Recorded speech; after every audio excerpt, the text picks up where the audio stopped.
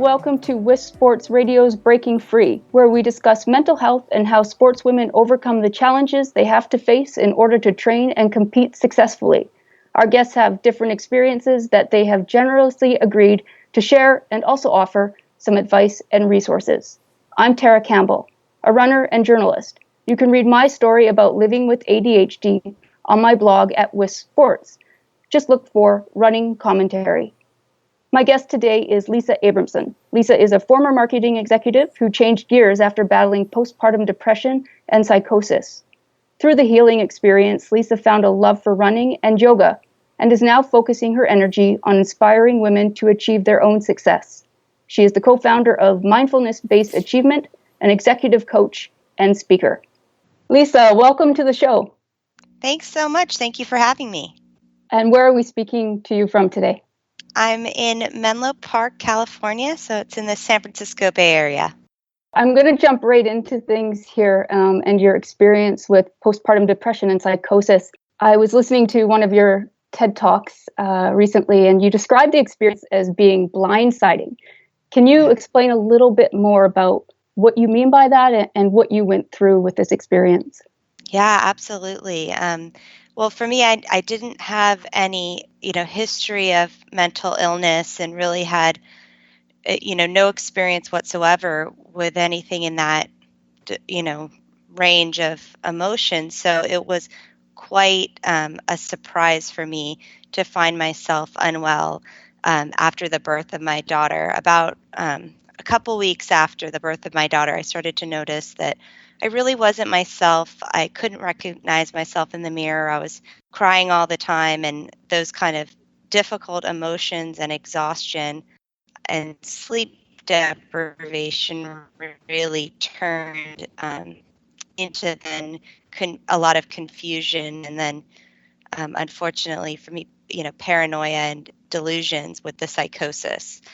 So yeah, it was unlike anything I'd ever experienced before. So I was not prepared for it, and I'd never even heard that this was a possibility after childbirth. So I really had no idea what was happening to me. So when you started to realize that you were having difficulty beyond just feeling sad or down, what were the steps that you took in order to start to find some help? Or did you realize you needed help at that time? Or just where did you go from feeling the way you were feeling, having those extreme experiences, even with psychosis? Where did you go from there? Yeah, I mean, luckily for me, my husband and my family were nearby, and I think they noticed trouble in me before I noticed it in myself, which can be common. So I knew something was off, but I didn't know the extreme to how kind of erratic I was acting. And so it was my family that came in with support and connected me with a psychiatrist. And then eventually I was hospitalized, which is common for postpartum psychosis because it is so acute and severe. So I got help in a hospital, psychiatric hospital, spent 10 days there and was taking medication, and then ended up going to an outpatient program called the MOMS program. And from there, continued with therapy and other tools to help me get well. When you're experiencing something like this, where you have had a lifetime of being fairly steady with your mental health, and then suddenly you're hospitalized, and then coming out of the hospital and continuing treatment, how did you deal with the feelings around that and any shame that was possibly coinciding and getting yourself back to a place where you could really even begin to heal? Yeah, that, for me, the hospitalization was actually one of the most traumatic points of the illness, because it was, I thought, how is anyone ever going to take me seriously again if I'm telling people the truth, which is I spent 10 days in a psychiatric ward. Here I am, I'm teaching, executive leadership skills. I'm running workshops at Fortune 500 companies, and this was just so unlike any experience. So that was something I spent a lot of time, working on. I think I got stuck for, at least a few months in my recovery just saying, why did this happen to me? What did I do wrong? And kind of stuck in that mode of trying to uncover why me, why did this happen? And once I let go of asking that question and just accept this is what happened to me, and let me see how I can do something positive with my experience. That's when they started to come in. I said, there's other moms out there. 1 in 7 moms experience postpartum depression. There's a lot of moms out there just like me who out of the blue have this really difficult experience after childbirth, and they probably feel like me too. They'd like to brush it under the rug, but it happened. And I think if we don't own our experiences, they can continue to really define us. But if we start to take ownership of our experience and the story of our life, then we can write our own ending and say, this is a story of redemption. This isn't a sob story. Right. And that's definitely the message you carry with you today. And through all of this, you are a runner, and yoga plays an important role also in your mental health. Were those a part of your treatment early on, or when did that start to come into play? Yeah, it did play a part kind of right away.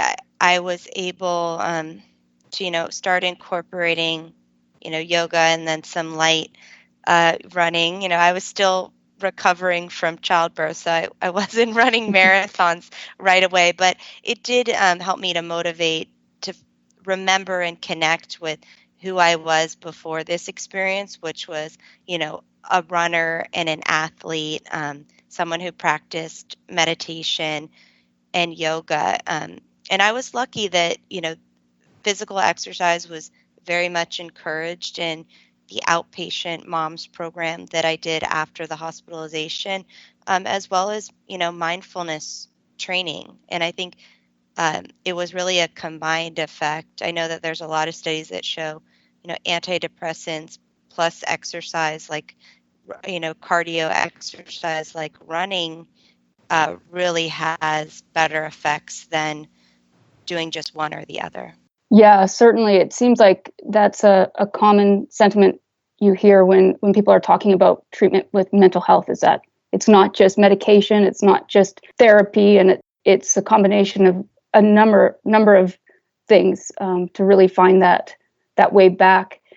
It also seems to be quite common to hear, particularly with women who have experienced postpartum depression, to want to connect with the person they felt they were before they gave birth. And for you, a way of doing that was through athletics.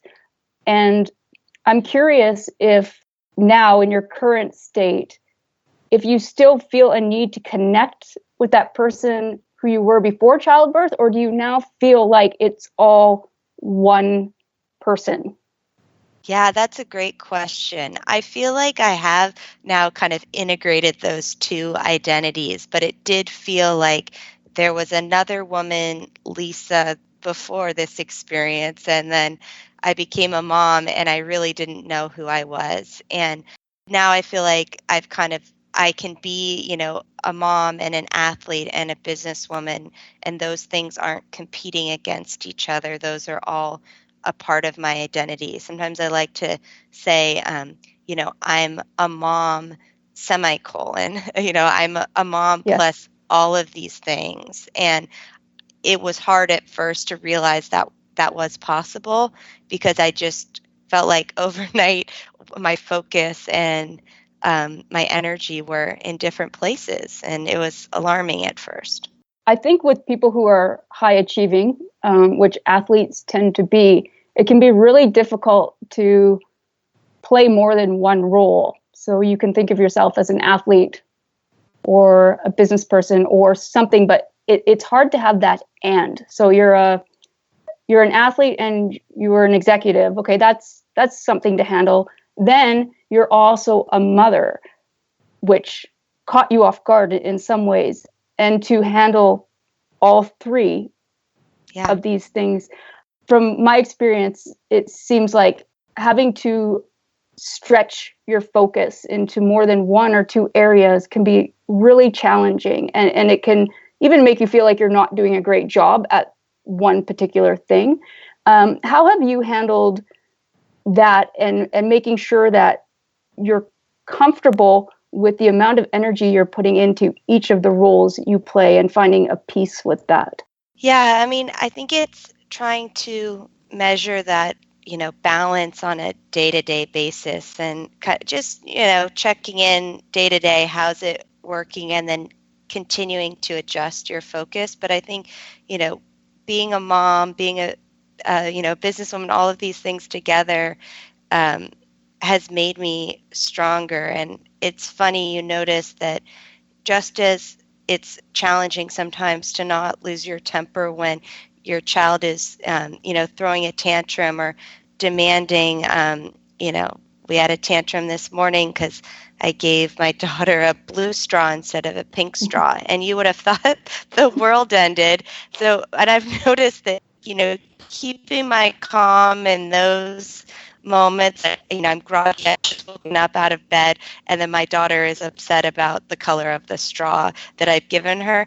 Those moments sometimes are just as challenging as, sitting on the meditation cushion and doing nothing, which can be also just as challenging as when I'm running and my lungs are burning and my legs are burning and I'm feeling exhausted. So it can be those moments of, sitting there doing nothing or exerting myself physically or having something mentally challenging, like trying to keep your cool.